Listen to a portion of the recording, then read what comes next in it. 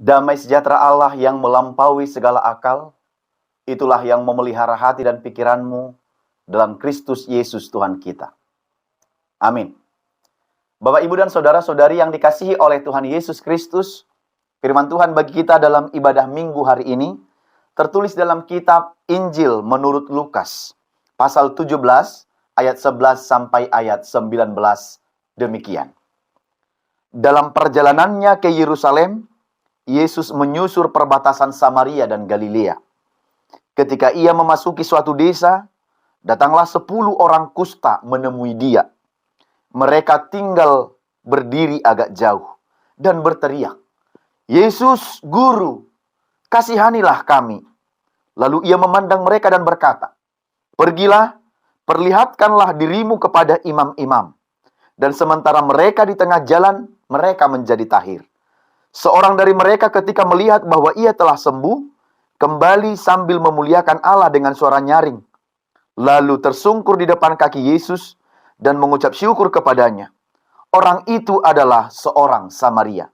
Lalu Yesus berkata, "Bukankah ke-10 orang tadi semuanya telah menjadi tahir?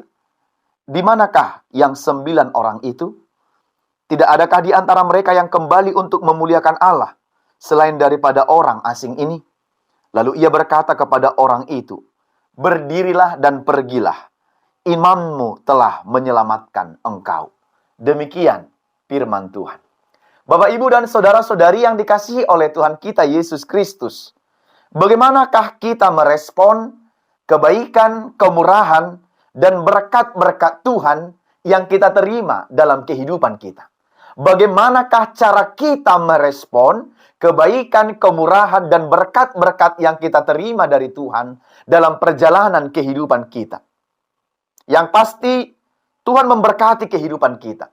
Ada orang yang menerima berkat-berkatnya, tapi seolah-olah mendapat dengan usahanya sendiri. Dan bahkan ada orang yang sampai meremehkan Tuhan. Ini kan dari hasil upayaku, kerja kerasku, dari keringatku. Dan bahkan ada orang sebelum menerima semua pencapaian-pencapaian yang dia dapatkan dalam kehidupannya, dia adalah orang yang sangat sungguh-sungguh. Beriman, rajin, bergereja. Tetapi setelah ia dapat, segera melupakan. Atau mengambil dalih kalau dia adalah sibuk mengurusi berkat-berkat yang dia terima dari Tuhan itu. Satu-satunya tanggapan atau respon yang tepat bagi orang percaya adalah atas semua kebaikan, kemurahan, dan berkat-berkat yang kita terima dari Tuhan adalah satu-satunya respon yang tepat adalah memuliakan Tuhan dengan hati yang penuh syukur. Terkadang ada orang yang karena sudah menerima berkat-berkat itu, malah lupa kepada si pemberi berkat. Asyik menikmati berkat-berkat itu, sibuk dengan pencapaian-pencapaian, apa yang dia dapat, yang dia doakan diberi, tetapi lupa kepada si pemberi berkat itu atau bahkan meremehkan. Katanya dia sudah tidak punya waktu.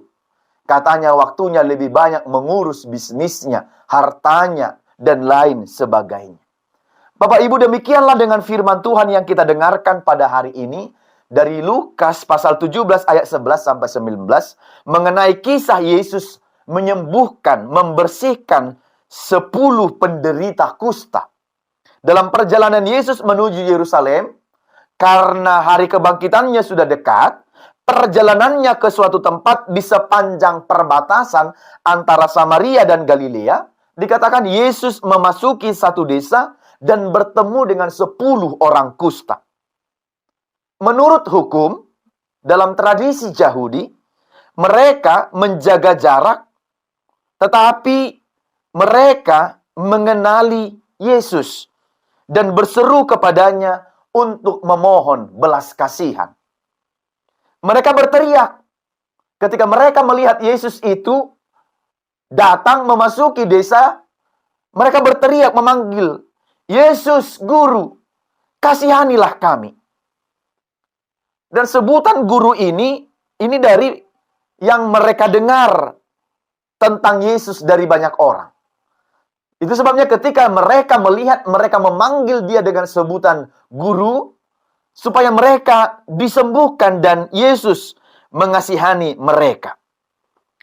Maka dalam hal ini bagi tradisi dan paham yang dianut oleh Yahudi, kusta itu, penyakit lepra itu dianggap sebagai kutuk. Dan kalau ada orang yang menderita kusta, dia harus melapor kepada imam. Tugas imam itu juga turut berkaitan dengan kesehatan. Jadi orang yang menderita kusta secara sosial dijauhi dari masyarakat. Juga dijauhi dari ritual kultus keagamaan. Jadi penyakit kusta atau lepra ini adalah penyakit yang ditakuti dan merupakan gambaran dosa. Dan kusta menurut Imamat pasal 13-14 membuat orang najis secara seremonial. Jadi itu ketika ada orang yang sakit kusta itu disampaikan kepada imam, tidak boleh bergabung dulu dalam ibadah. Dan kalau dia sudah sembuh dari penyakit kustanya, masih harus pergi kepada imam untuk melakukan ritual pembersihan. Barulah kemudian diterima kembali dalam komunitas agama dan peribadatan. Sebegitu ketatnya Bapak Ibu.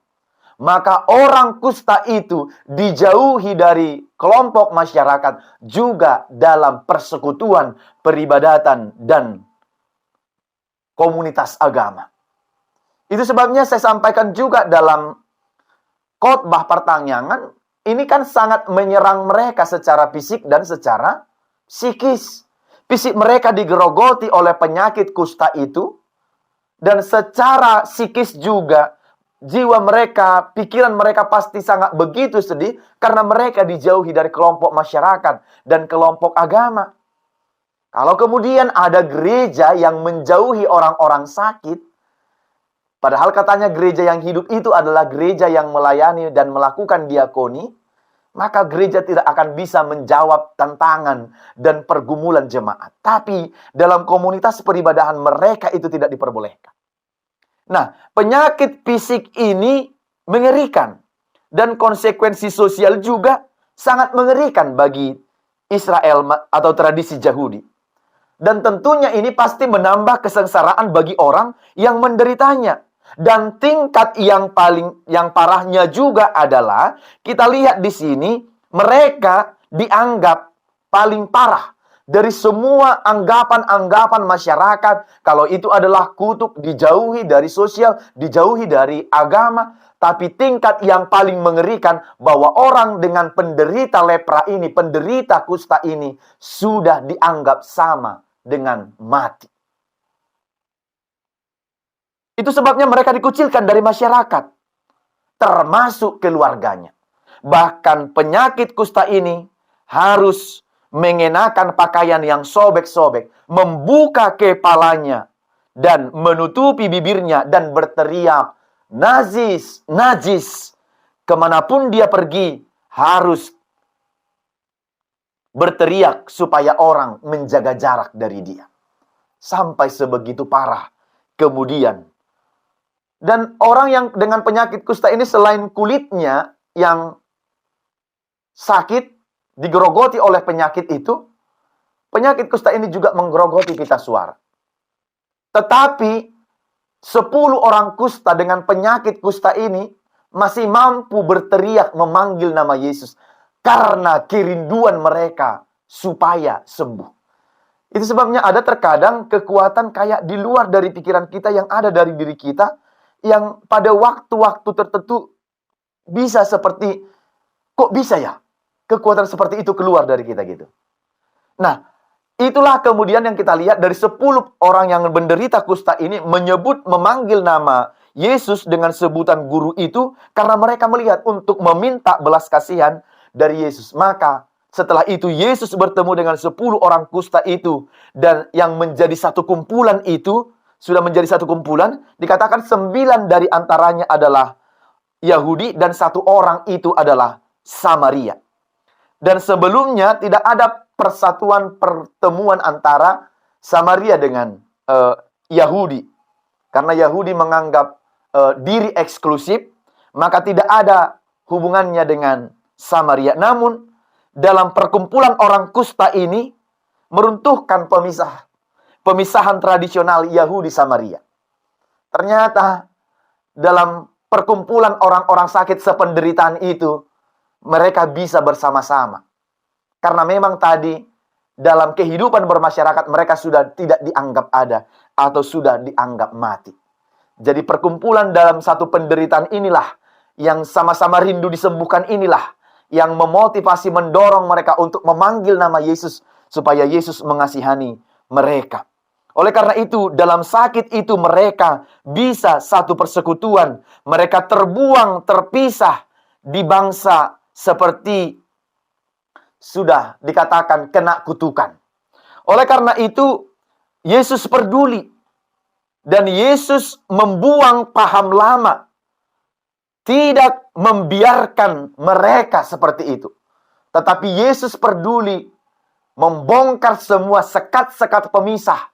Bahwa Yesus mendatangi dan menjumpai orang dengan penderita kusta itu. Itu sebabnya Yesus hendak membongkar. Yesus sekali lagi mau membuang sekat pemisah yang antara mereka kepada imam-imam. Dan sementara di tengah jalan, Yesus katakan, pergilah, tunjukkanlah dirimu kepada imam-imam. Maka di tengah jalan, dikatakan ayat 14, pergilah, perlihatkan dirimu kepada imam-imam. Dan sementara mereka di tengah jalan, mereka sudah menjadi tahir. Dalam perjalanan itulah penyakit mereka menjadi sembuh. Yesus menyembuhkan bisa melalui media, tetapi juga bisa secara verbal, tanpa melalui media. Hanya dengan ucapan saja. Karena apa? Ucapan Yesus sangat memiliki kuasa. Karena ucapan Yesus itu sekali lagi sangat memiliki kuasa. Apa yang diucapkannya bisa terjadi. Karena kebesaran kuasa Yesus dalam penyembuhan di dalam semua perjalanan kehidupan kita. Disinilah kita lihat bahwa Tuhan senang menunjukkan belas kasihan kepada orang-orang yang berseru kepada Dia. Ya, karena dalam Roma 10 ayat 12-13 dikatakan, karena barang siapa memanggil nama Tuhan akan diselamatkan. Barang siapa memanggil nama Tuhan. Jadi sekali lagi tidak eksklusif, tapi universal. Siapa saja yang memanggil nama Tuhan akan diselamatkan.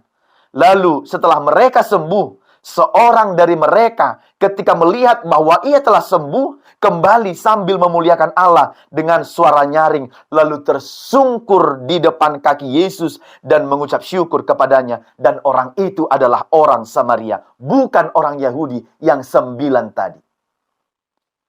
Yesus berkata kepadanya, bukankah ke-10 orang tadi semuanya telah menjadi tahir?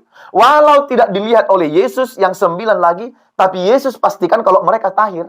Mereka sudah sembuh karena apa? Kuasa Yesus yang menyembuhkan mereka. Tetapi di mana yang 9 lagi? Tidak adakah yang datang memuliakan Allah selain daripada orang asing ini? Kemana yang 9 lagi? Ada yang bilang kalau mereka melapor kepada imam-imam.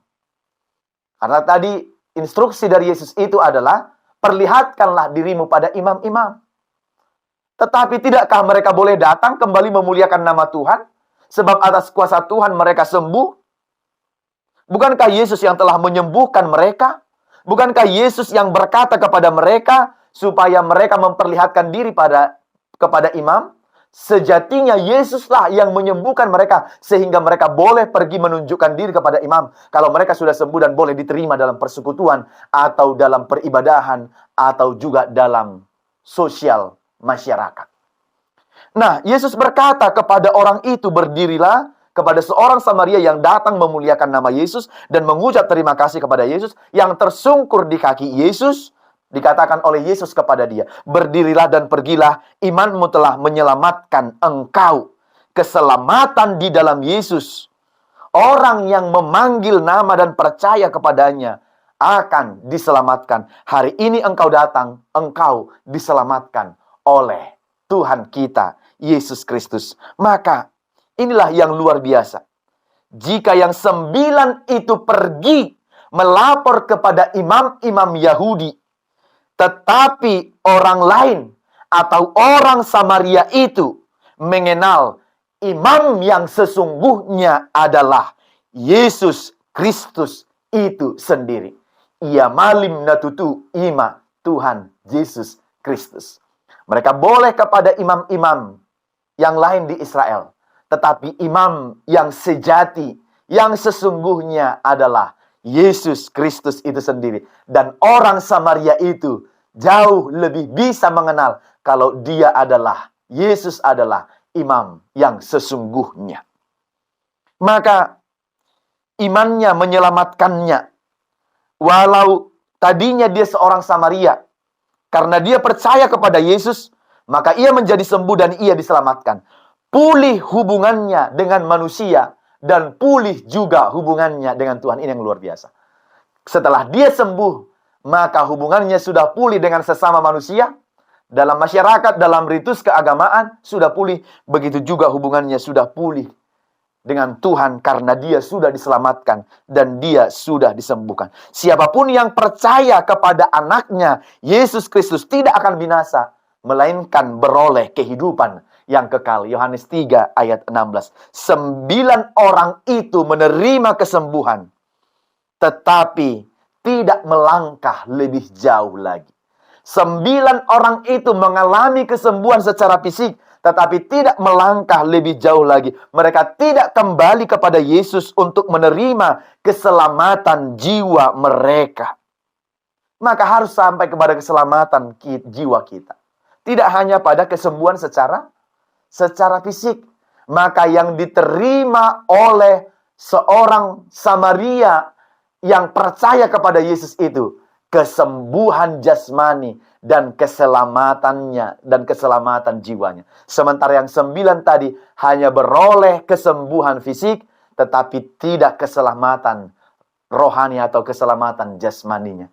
Bapak Ibu, haruslah kita bertindak jauh lebih lagi ketika kita memperoleh kesembuhan, kesehatan dari Tuhan. Tidak cukup hanya di situ. Kita harus juga katakan supaya kita beroleh kehidupan yang kekal. Itulah sebenarnya yang kita nanti-nantikan dan yang kita rindukan dalam kehidupan ini. Tidak hanya di dunia ini. Apalah gunanya kalau hanya di dunia ini kita bermakirim, kata Paulus. Tetapi kita harus punya pengharapan kepada kehidupan yang kekal. Maka Bapak Ibu Saudara-saudari yang dikasihi oleh Tuhan Yesus Kristus Tuhan kita, melalui firman ini ada 3 hal tekanan penting yang harus kita lakukan. Yang pertama adalah kita harus melihat diri kita sendiri sebagai penderita kusta ini. Najis di hadapan Allah dan manusia karena apa? Kita najis karena dosa-dosa kita. Penyakit kita yang paling besar adalah bukan karena penyakit yang kita derita sekarang, tapi penyakit yang terbesar kita adalah sebagai orang percaya adalah dosa-dosa kita. Harusnya kita sudah mati karena dosa-dosa itu, karena kejahatan itu. Tetapi kita mendapat kasih karunia dari Tuhan. Kita harusnya sudah mati dalam dosa, kalau bukan karena kuasa Allah yang mengasihi kita. Maka yang perlu selalu kita serukan seperti yang penyakit kusta ini. Tuhan, mohon belas kasihan-Mu. Nikmat Allah yang sebenarnya tidak layak kita terima, tapi diberi kepada kita. Itulah belas kasihan. Sekali lagi, belas kasihan adalah nikmat Allah yang sebenarnya tidak layak kita terima, tetapi Dia berikan. Dan kasih karunia adalah kita mendapat apa yang tidak pantas kita dapat, tetapi diberikan kepada kita. Baik belas kasihan dan baik kasih karunia, keduanya diberikan Tuhan kepada kita. Karena Tuhan mau kita selamat, bukan mati dalam dosa dan kesalahan serta pelanggaran-pelanggaran kita. Supaya apa? Supaya hubungan kita dengan sesama manusia dipulihkan dan hubungan kita dengan Allah melalui Yesus Kristus itu kembali dipulihkan. Alangkah baiknya Tuhan itu memperhatikan semua kehidupan kita.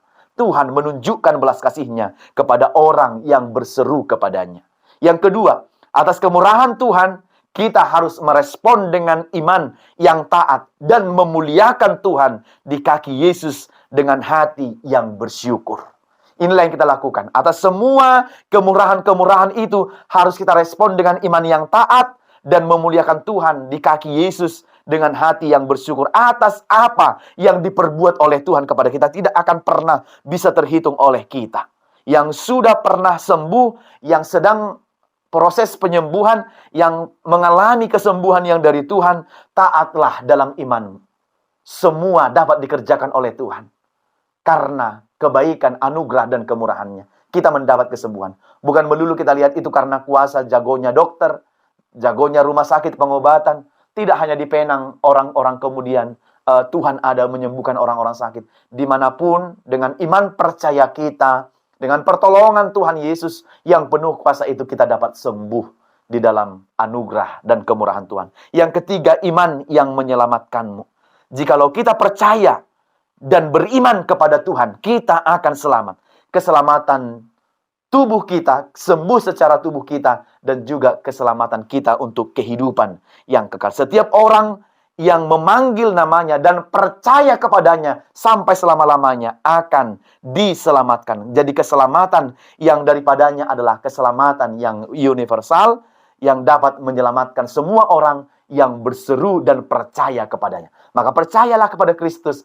Imanmu akan menyelamatkan engkau, imanmu akan menyembuhkan engkau, dan imanmu akan dapat menghantarkan engkau melihat semua kebaikan dan anugerah yang Tuhan berikan dalam kehidupanmu, sehingga kita terus menjadi orang yang bersyukur dan berterima kasih kepada Tuhan yang maha murah dan maha pengasih itu. Amin. Kita berdoa. Pada surga, terima kasih untuk firman-Mu yang kami dengarkan pada hari Minggu ini, mengajarkan kami bahwa iman kami akan menyelamatkan kami. Biarlah kami tetap beriman teguh kepada Tuhan tanpa diombang-ambingkan oleh dunia ini. Tapi kami terus beriman teguh kepadamu atas apa yang kami alami, baik jatuh bangun kehidupan kami. Kami tetap percaya dan memegang Engkau sebagai satu-satunya Tuhan dan Juru Selamat kami yang hidup. Berkati firman-Mu yang kami dengarkan, agar kami menjadi orang-orang yang beriman konsisten mengikut Engkau sampai pada akhir kehidupan kami. Setia, kemudian sampai kematian. Bapa di surga, terima kasih, berkati semua kami, berkati semua jemaat dan para pelayan Tuhan untuk selalu dapat memberitakan kebenaran firman Tuhan, supaya jemaat Tuhan menerima firman itu dan kami bersama-sama dapat melakukannya dalam kehidupan kami. Terpujilah nama-Mu, di dalam Yesus Kristus kami berdoa dan bersyukur. Amin.